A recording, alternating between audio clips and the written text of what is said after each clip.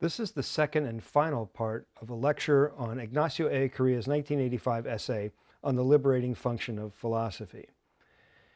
In this section of the essay, he asks the question about the possibility of Christian philosophy. Now, this brings to mind a very famous comment by Martin Heidegger in his book, The Introduction to Metaphysics, where he says, "A Christian philosophy is a round square and a misunderstanding. To be sure, one can thoughtfully question and work through the world of Christian experience, that is, the world of faith. That is then theology." Theology and philosophy for Heidegger are two different things. The idea that there could be something like a Christian philosophy seems absurd to Heidegger. How could philosophy in any way be specifically Christian? How would that even be possible? What would make something Christian in the pursuit of philosophy, which is an activity of reason, which is open to all, whether Christian or not? Wouldn't there be something about the Christianity part that would hinder or narrow or constrain the efforts of philosophy? At least that's what Heidegger worries about. Ellacuria says, to seek what is Christian of philosophy by means of dogmatic agreement or submission to the ecclesiastical hierarchy goes against the very nature of philosophy and has led to its sterility. So Ellacuria agrees that there is some sort of understanding of Christian philosophy that's not really philosophy. It's something that goes against the nature of philosophy to be open, to be questioning, to try to start with as few presuppositions as possible. And if you were to say, well, philosophy has to be guided by or constrained by or even controlled by the ecclesiastical hierarchy, by the church or by church traditions, determining what could be the questions and, even more important, what could be the possible answers to those questions in advance, that would subvert the very practice of philosophy, and Ellacuria recognizes that. So both Heidegger and Ellacuria have real concerns about this idea of Christian philosophy. But Ellacuria goes on to say that would be the same thing as the idea of Marxist philosophy. He says that would not only be a sign of sterility, but a morphing of philosophy into immutable truth used to control and dominate. It ceases questioning. And, in the time of the Soviet Union, and specifically, there was a whole orthodoxy, a whole dogmatic orthodoxy of Marxist philosophy. These are the questions that matter. These are the way you answer. If you don't answer exactly like this, then you're not a Marxist, and you're not even a philosopher. Heidegger, Ellacuria would find that way of thinking absurd. In fact, that Marxist philosophy was notorious for putting the brakes on genuine inquiry and questioning.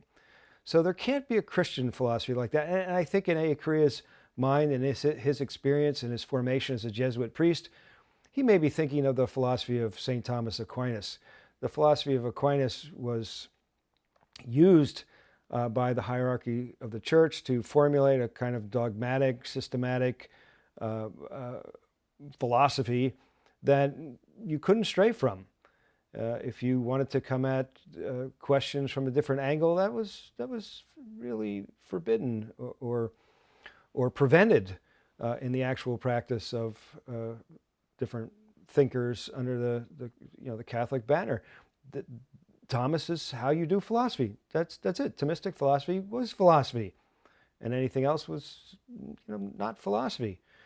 And it called people into question for their credibility as Catholics if they were trying to think the questions that are raised by theology using any kind of different philosophy than that you would find in Thomas Aquinas. Now that's opened up since Vatican II, especially when the church opened itself up to the world and vice versa. New thinkers were brought into conversation with traditional Catholic thought, and a lot of interesting creative work came out of that. But I think that's probably what Ellacuria had in mind. So if you try to put some kind of label on philosophy this kind of philosophy or that kind of philosophy. The worry is you're not even going to get philosophy because philosophy is meant to be open and questioning, as we've been learning. Now, Ellacuria says it could be, I'm quoting now, a philosophy that places its autonomous philosophizing in the privileged location of historical truth, which is the cross, as hope and liberation. So what Ellacuria is trying to say is there could be a Christian philosophy, but it wouldn't be Christian because of determined questions or predetermined answers to philosophical questions. No, it all has to do with the place. Where is that philosophizing taking place? If it's taking place in a certain place, then it could genuinely be considered Christian. And what's that place? The foot of the cross. The foot of the cross. The cross here means, according to Ellacuria, the historical location of the crucifixion, as he says, as he calls it, of the dominated and exploited people. So the cross, when Ellacuria says that, he's not just talking about Jesus' crucifixion. He's talking about what he's labeling the crucifixion of the impoverished masses, the oppressed and the repressed, and the dominated and the exploited. If you philosophize from that place, then you could think of what you're doing as a Christian philosophy. It would be non-utopian. You've heard me say the Greek word utopia literally means kind of no place. This would be a philosophy that's in a certain place. It's not this idea that, well, the way we think, we can think regardless of where we are, regardless of our situation, regardless of our historical, concrete, material reality, we could just think. And Ellacuria, as we know, rejects that idea that we all think in a certain context, in a certain place. And you'll see it's a matter of picking the place. And if you buy this, if you agree with Ellacuria about this, then it makes philosophy essentially controversial. In its essence, it doesn't happen to be controversial from time to time. It is controversial. It's place versus place, because there's no utopian place. There's no place to stand where you could somehow solve all the controversies between the philosophies from different places. And this is going to be a point that comes back very strongly in the very beginning of Enrique Dusso's Philosophy of Liberation text, which we're going to look at later on. So do keep that in mind. Now, what about Christian philosophy, though? Is it paradoxical? Is it foolishness? He writes on page 115 of this essay, the foolishness of the cross over against Greek Occidental or Western wisdom is quintessentially dialectical place.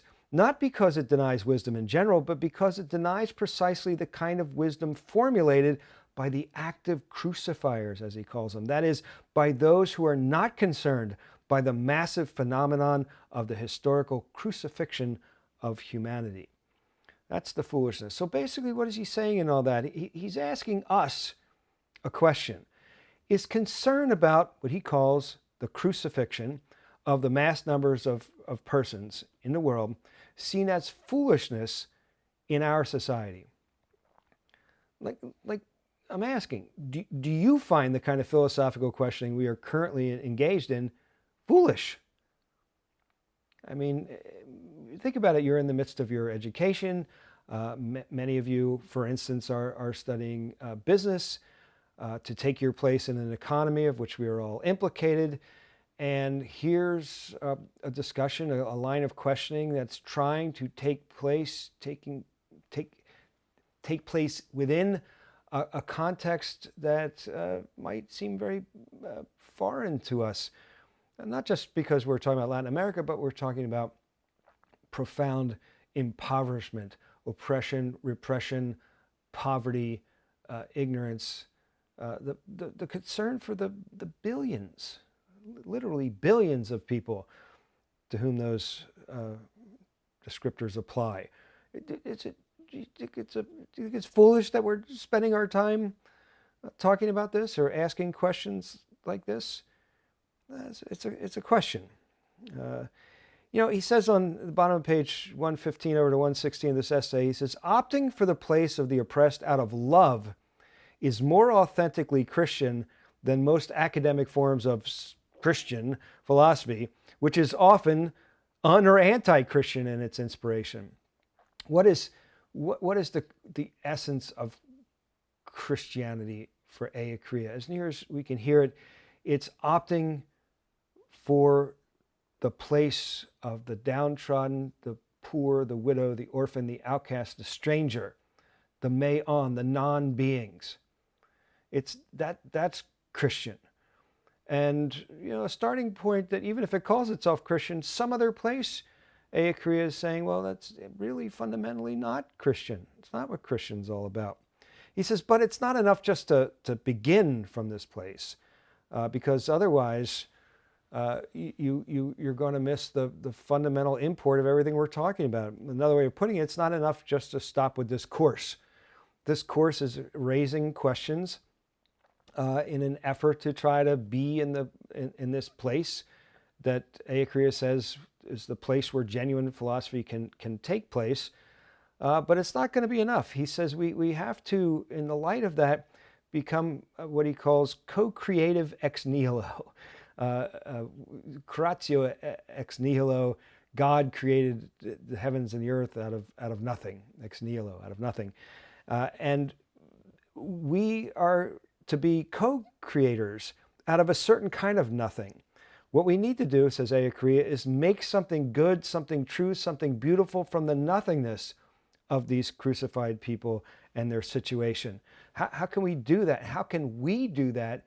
Again, I keep raising this question, how can we, if we are not in that place, as it happens, as it turns out, how do we help with that? How do we do that? He makes me wonder whether, in a way, all philosophy should be Christian. Now he doesn't say that. He never makes that claim, but he does write this on page 116.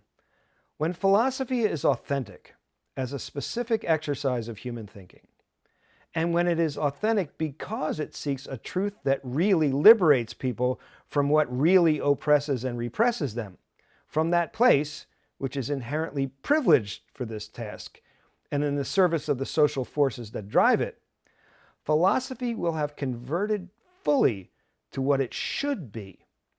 It will have recovered its own being and will again be what it is called to be, a privileged moment of true praxis. Again, you have to hear what he's trying to say here. When he says maybe, he doesn't say, when he implies, I guess I should put it that way, when he implies that maybe philosophy, to really be what philosophy is and what it could be, what it's meant to be, it's got to be Christian. He does not mean that only people who are Christians can do philosophy. He does not mean that only the philosophy that takes place inside the Catholic or Christian community is the only place where philosophy can take place in terms of being a part of the church or adhering to certain theological, theologico doctrines of one kind or another. No, all he means in this context when he says Christian is a philosophy that takes its starting point and operates out of a place where there is suffering, the foot of the cross. Again, the cross is not, in this context, not just about Jesus, but it's about those who are crucified, as he terms it, on the cross of oppression, repression, injustice, suffering. If it doesn't take place there, he's arguing that philosophy can't really be what it's meant to be. And this he's thinking this way in a way analogous to what Zubiri says about religion. Now, we didn't get a chance to talk about this. We didn't really have time. But we learned that Zubiri says metaphysically human beings are relegated beings. We're tied, bound back to the ultimate ground of reality in its ultimacy, its impellence, and its possibilitation, where we have to make ourselves in the light of that relegation. And the way we concretely make ourselves, many times in the history of human beings, human society, is expressed under the label religion. Religion is one way that we express or manifest our relegation. We learned that it doesn't have to be. It could be theistic, but it could also be atheistic or agnostic. But it very frequently is theistic. And Zubiri thinks there's good reasons why that tends to be the norm. But he's saying, Zubiri says, that all religions are, in essence, Christian. Now, that's the kind of thing that would get you in trouble at the World Parliament of Religions, because it seems so arrogant and overbearing, right? It's like looking at people who are Hindu or Jewish or Muslim and say, you know what, but really what you are effectively is Christian. And Zubiri it does not mean it that way, neither does Ellacuria. What Zubiri is driving at is the story of relegation, the metaphysical situation of human reality, is always being expressed. And the one story that expresses it the most clearly in Zubiri's mind is the Christian story. You could even say the Christian myth, if you want to put it that way. And what Zubiri thinks is underlying all religions is the same drive to manifest our relative absoluteness. And it's only the Christian story in its telling of that story that Zubiri is pointing to here. He's not saying, no, if you're in a different concrete material religion, you're actually Christian. He's not really saying that. He's saying that actual religion is just a manifestation of this relegation of us relative absolutes working itself out. That's what it is. It's all aiming sort of at the same direction, to find our justification in the ultimate ground of reality. Now, I don't know if that's the best way to put it. In fact, in my opinion, it's not the best way to put it. It's too easy to misunderstand, and there's probably a lot that's inadequate about trying to express things that way. But that's what Ellacuria is talking about with his implication, at least in my reading of him, to say that there's something about philosophy, if it's done the way it's meant to be done, as Ellacuria says, that's fundamentally Christian. Just like Zubiri says, all religions are an expression of something that gets a story that gets told as clearly as you could tell it in the Christian story. Again, I recognize those to be extremely controversial claims and very much open to misunderstanding, and still may not really be adequate. But I think that's what they're driving at. So what about Latin American philosophy? Is that another one like Christian philosophy or Marxist philosophy? Is that something that would kind of limit philosophy somehow? Well, first of all, Ellacuria says there isn't one yet. He says maybe Latin America is just too young culturally to have a fully developed philosophy. But we could certainly understand that possibility, because even here in the United States, which is among the nations of the world, a relatively young nation still, and we have not made a very profound contribution to the history of philosophy. Probably our biggest contribution came about around the turn of the last century with American pragmatism. William James and Dewey and Peirce and Rorty and persons like that, over time developed the philosophy of pragmatism. That would maybe be our contribution, but not a lot of contribution. What would be required for Latin American philosophy? Well, Ellacuria says, get philosophers and philosophy in the right place. That's so important for him. That's key, as we're learning. And then get committed to the appropriate praxis. Do philosophy and take philosophy where it needs to go, into concrete material reality. We need to, he would say, develop the requisite talent through the schools and education and programs and other possible avenues. We have to make sure that people attain adequate preparation. As he said in his essay, "What is the point of philosophy?" You got to do the training if you're going to do philosophy well. It's not good enough just to put yourself in the right place. If you lack the preparation, it's still not going to go well. And he says, to what end? What's the aim? To begin to build a philosophy that is once Latin American, regional, and universal, but with a historical universality. Something that in its own particularity also says something of universal import, something we can all learn. And the very fact that I chose to think about philosophy and liberation education in the context of the Latin American situation is that I think that it can teach all of us something, whether we're in the Latin American context or not, at least what's being developed here in Ellacuria and Dussels' thought. So some conclusions bring this essay to an end. Here they are. The object of philosophy, the totality, the whole, is historical reality. That's what we need to be concerned about. That's the subject matter. Historical reality is dynamic, though. It is on the move. It is always changing and morphing.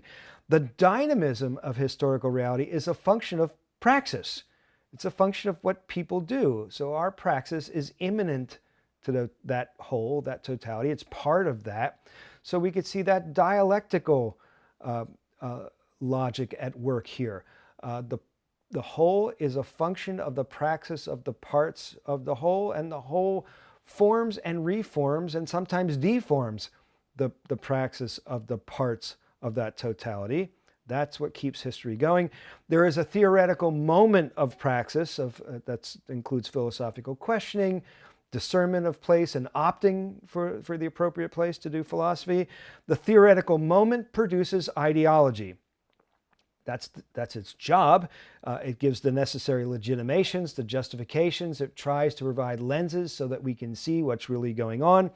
Ideology, though, as we learn, may devolve into ideologization.